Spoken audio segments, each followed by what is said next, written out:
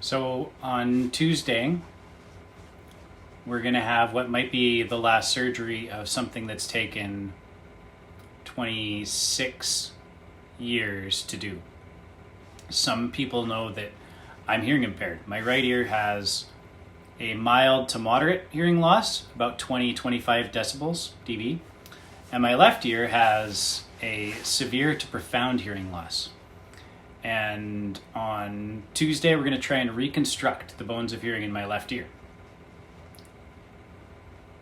And it's kind of weird to think about that, and I've been listening to things very carefully for the last week or so, trying to remember what they sound like. When I was about 12, I was diagnosed. I had a lot of ear infections as a kid. Lots and lots. I was like the poster child for pediatric antibiotic abuse in the 80s. And it's fun recording this because I've told this story to people a lot of times.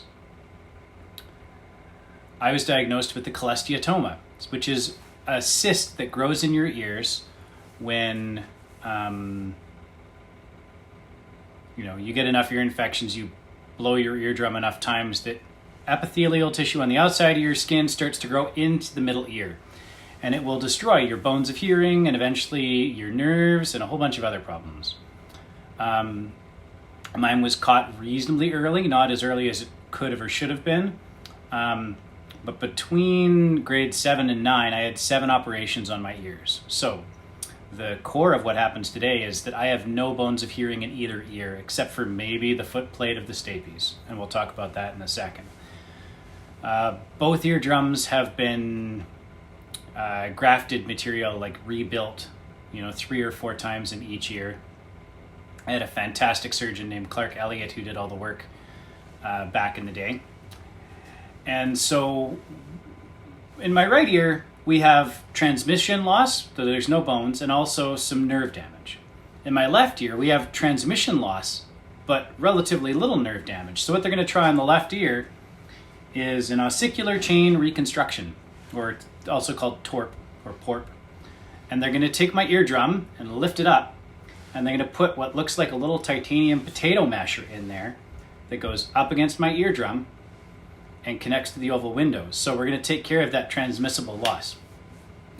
It's possible I'll have almost normal hearing in my left ear, better than my right ear anyways, which is kind of weird because I've built a lot of my life around reading people's lips and making sure that people are always walking on my right-hand side.